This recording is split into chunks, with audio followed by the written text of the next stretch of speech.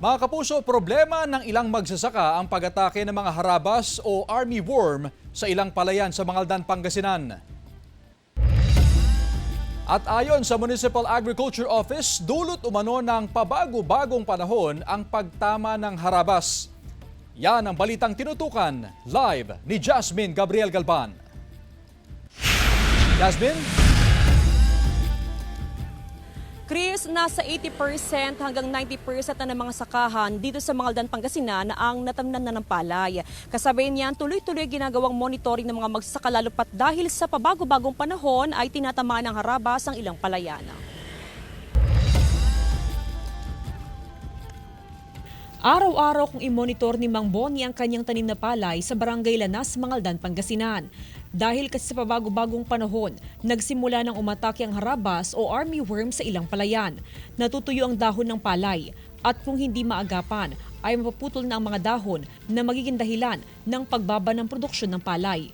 Lalawak ang pinsala nito at maapektuhan maging ang butil ng palay sa oras na magsimula na itong mamunga.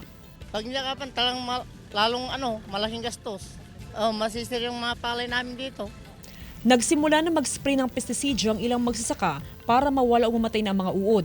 Inuunahan na talaga kasi malaking gastusan yan. Kung di mo inuunahan yan, talang gagas na malaki yan.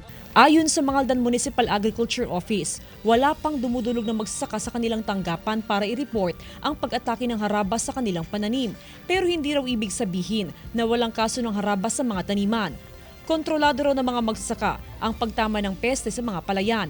Alam na rin daw kasi ng mga magsasaka ang dapat gawin sa ganitong mga pagkakataon.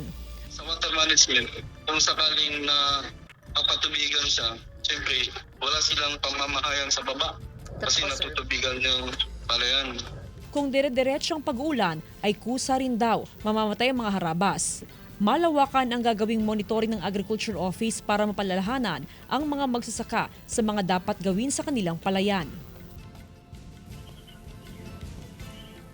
Chris, ayon sa Agriculture Office, may mga interventions ng ginagawa ang mga magsasaka. Samantala, sa ngayon nga ay tuloy-tuloy na din distribution ng patubig sa mga irrigation canal dito sa Mangaldan, Pangasinan. Chris? Maraming salamat, Jasmine Gabriel Galban.